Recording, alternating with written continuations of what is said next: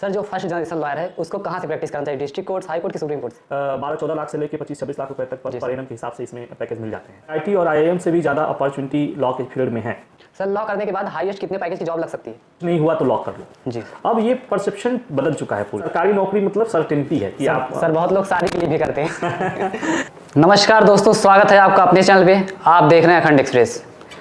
यह वीडियो उन लोगों के लिए काफ़ी इंपॉर्टेंट होने वाला है जो भी लॉ फील्ड में अपना कैरियर बनाने का सोच रहे हैं या लॉ परस्यू कर रहे हैं।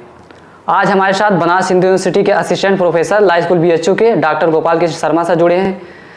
अब मैं आपको बताते हुए प्रसन्न महसूस कर रहा हूँ अपने आप को कि सर के मार्गदर्शन में कई विद्यार्थी यहाँ से जुडिशियल सर्विस में क्वालिफाई किए हैं और जज बन चुके हैं और कई डिस्ट्रिक्ट में अपनी सेवाएं दे रहे हैं। सर आप अपना टाइम दिए, इसके लिए आपका बहुत बहुत धन्यवाद। धन्यवाद। सर कृपया अपने बारे में थोड़ा बताइए कुछ। मैं बेसिकली आजमगढ़ से आता हूँ। मेरा नाम डॉक्टर गोपाल कृष्ण शर्मा है जी। और मेरी पढ़ाई लिखाई गांव से ही हुई। प्रारंभिक पढ़ाई जैसे प्राइमरी से मैंने पढ़ा, फिर मिडिल स्कूल से मैंने पढ़ा, फिर बीडी इंटर कॉलेज से मैंने अपने गांव से 10 किलोमीटर दूर पे कॉलेज था, वहाँ से मैंने अपना इंटरमीडिएट की पढ़ाई करी। फिर इसके बाद हम इलाहाबाद यूनिवर्सिटी चले गए। इलाहाबाद यूनिवर्सिटी में डॉक्टर ताराचंद हॉस्टल में रहते थे और वहीं से रहते 3 साल हमने बीए की पढ़ाई करी और उसमें हमारा पॉलिटिकल साइंस, एंशिएंट हिस्ट्री और इंग्लिश लैंग्वेज मेरा विषय था। फिर इसके बाद 2009 में हमारा कंप्लीट हो गया ग्रेजुएशन। फिर 2009 में हम बनारस हिंदू यूनिवर्सिटी आ गए और यहाँ से हमने 2012 में एलएलबी कंप्लीट किया। फिर 2014 में एलएलएम कंप्लीट किया। 2015 में मैं जेआरएफ हो गया था और उसी बीच में मैंने कई मीन्स वगैरह इंटरव्यू वगैरह मैंने हरियाणा पब्लिक सर्विस कमीशन में 2 बार इंटरव्यू दिया, यूपी में 3 बार दिया। फिर इसके बाद हमने एनटीपीसी और एनजीसी वगैरह में भी इंटरव्यू दिया, क्लैट के थ्रू जो एग्जामिनेशन होते हैं। फिर मैंने मेंस बिहार का, झारखंड का भी दे रखा था, लेकिन उसी बीच में पीएचडी के दौरान ही हमारा सिलेक्शन यहाँ पे हो गया एज असिस्टेंट प्रोफेसर। सर जैसे जो स्टूडेंट लॉ फील्ड में अपना कैरियर बनाना चाहता है तो क्या क्या अपॉर्चुनिटीज़ हैं उनके पास? देखिए, लॉ एक बहुत डायनेमिक सब्जेक्ट है और आज के परिदृश्य में लॉ में बहुत सारी अपॉर्चुनिटीज़ आ गई हैं।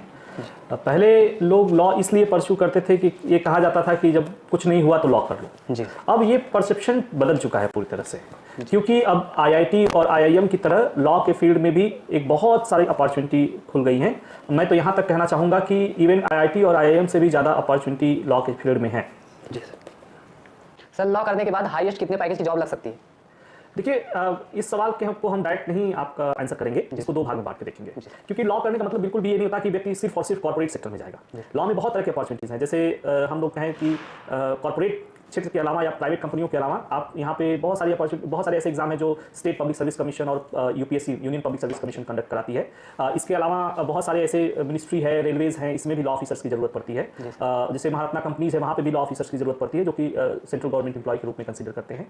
और सरकारी नौकरी के साथ साथ प्राइवेट सेक्टर में भी इसके बहुत सारी अपॉर्चुनिटी हैं। और प्राइवेट कंपनियों में जहाँ तक पैकेज की बात है, नॉर्मली आज की डेट में 12-14 लाख से लेकर 25-26 लाख रुपए तक पर एनम के हिसाब से इसमें पैकेज मिल जाते हैं। सर जैसे देखा जाए जुडिशरी, कॉर्पोरेट और लिटिगेशन में कौन सा फील्ड बेटर होता है? सारे फील्ड अच्छे हैं। ये आपके टेम्पर पे डिसाइड करेगा कि आप करना क्या चाहते हैं। सर सबसे ज़्यादा पैसा किस में मिल सकता है, किस फील्ड में? लिटिगेशन से ज़्यादा पैसा कहीं नहीं है, लेकिन आप ये डिपेंड करेगा कि आप लिटिगेशन कहाँ कर रहे हैं। क्योंकि आप ये पता नहीं जानते हैं कि नहीं जानते हैं, सुप्रीम कोर्ट में बहुत सारे ऐसे वकील हैं जो लाखों में अपना सिर्फ कंसल्टेशन फीस लेते हैं। मतलब आप पहली बार जब उनसे मिलने जाएंगे, अपना ब्रीफ करने जाएंगे, तो वो कहेंगे कि पहले 10 लाख रुपया, 20 लाख रुपया आप पहले जमा करिए, तब इसके बाद वो आपसे मिलेंगे। तो लिटिगेशन में कोई लिमिट नहीं है कि कितना पैसा आप कमा लेंगे, स्काई इज द लिमिट। लेकिन सर लिटिगेशन में तो जैसे कोई जाता है 2-3 साल उसको देना ही पड़ेगा, कुछ पैसा एक्सेप्ट नहीं कर सकता तब तक। इसीलिए हमने कहा ना कि आप कहाँ प्रैक्टिस कर रहे हैं ये डिपेंड करता है। इससे क्या होता है कि डिस्ट्रिक्ट जो लोकल रिमोट एरियाज में, जैसे डिस्ट्रिक्ट कोर्ट में जब आप प्रैक्टिस करते हैं या बच्चे जब पहली बार प्रैक्टिस करने जाते हैं, तो वहाँ पे थोड़ा स्ट्रगल उनके लिए होता है, क्योंकि सीनियर्स का भी ये मानना होता है कि अभी आप लर्निंग फेज में हैं, आप सीख रहे हैं, क्योंकि प्लीडिंग कैसे करते हैं, ड्राफ्टिंग कैसे करते हैं, एविडेंसेस को कैसे अप्रिशिएट करते हैं, क्रॉस एग्जामिनेशन कैसे करेंगे, एग्जामिनेशन इन चीफ कैसे करेंगे, एविडेंसेस को कैसे अप्रिशिएट करेंगे, तो वो सारी चीज़ें सीखता है व्यक्ति। तो जब सीखता है तो ये माना जाता है कि उस समय बहुत नॉमिनल कुछ सीनियर देते भी हैं, कुछ सीनियर नहीं भी देते हैं। फिर 2-3 साल के स्ट्रगल में बच्चा सीख जाता है, तो फिर वो अपना खुद का प्रैक्टिस करना शुरू कर देता है। लेकिन ये दूसरी जगह आप जैसे मेट्रोपॉलिटन सिटीज वगैरह में देखेंगे, जैसे दिल्ली का एक एग्जाम्पल हम ले लें, तो दिल्ली में के बाद सुप्रीम कोर्ट है, हाई कोर्ट है, ट्रिब्यूनल्स हैं बहुत सारे। तो उसमें एक सीनियर वकील के लिए भी ये संभव नहीं है कि वो सारे कोर्ट में अपीयर एक साथ हो सके। तो वहाँ उनकी मजबूरी होती है किसी जूनियर्स को रखते हैं, या अभी जो अपीयरिंग स्टूडेंट होते हैं, तुरंत के पास आउट स्टूडेंट हैं, उनको भी वो लोग रखते हैं और अच्छा खासा उनको पैसा देते हैं। मतलब उनके लाइवलीहुड के लिए आप कह सकते हैं कि 20,000 25,000 रुपये तक वो इनिशियल में वो देते हैं, जिसमें उनका मेट्रो में आने जाने का खर्चा प्लस उनके रहने खाने का खर्चा बड़े आसानी से निकल जाता है। और यदि वो बच्चा अपना कोई केस करता है तो उसका पैसा उसको खुद मिलता है और उसमें सीनियर हेल्प भी करते हैं। सर जो फर्स्ट जनरेशन लॉयर है उसको कहाँ से प्रैक्टिस करना चाहिए, डिस्ट्रिक्ट कोर्ट, हाई कोर्ट की सुप्रीम कोर्ट से? देखिए, असली लड़ाई तो डिस्ट्रिक्ट कोर्ट में ही है, जहाँ पे आप फैक्ट की बात होती है, फैक्ट पे। जैसे दो तरह के आप लॉ के स्टूडेंट आप जानते हैं कि सुप्रीम कोर्ट सिर्फ क्वेश्चन ऑफ लॉ पे बात करती है, क्वेश्चन ऑफ फैक्ट पे बात नहीं करती है।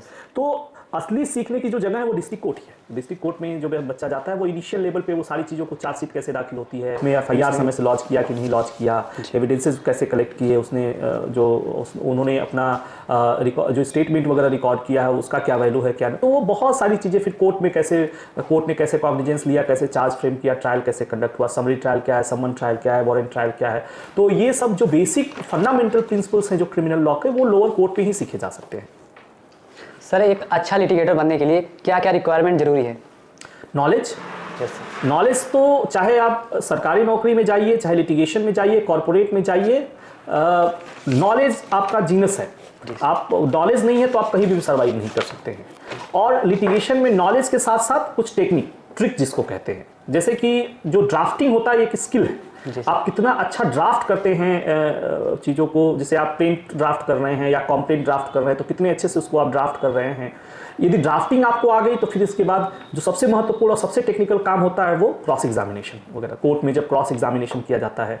क्योंकि ये कहा जाता है कि वकील एक ऐसा व्यक्ति होता है जो आप नहीं भी कहना चाहते हैं उसको भी वो निकलवा लेता है, इतनी उसके अंदर टेक्निक होती है। तो एक कला होती है, एक टेक्निक होती है जो धीरे धीरे एक्सपीरियंस के थ्रू आता है। तो हर जो भी लिटिगेशन में जाना चाहता है या जो भी वकालत करना चाहता है उसको यदि ये सब टेक्निक पता है, ड्राफ्टिंग की टेक्निक पता है, क्रॉस एग्जामिनेशन की टेक्निक पता है, वो कोर्ट में डरता नहीं, अपनी बातें दृढ़तापूर्वक और लॉ के साथ साथ वो अपनी बातों को रख पाता है कोर्ट में, तो ये सफिशिएंट है उसके लिए।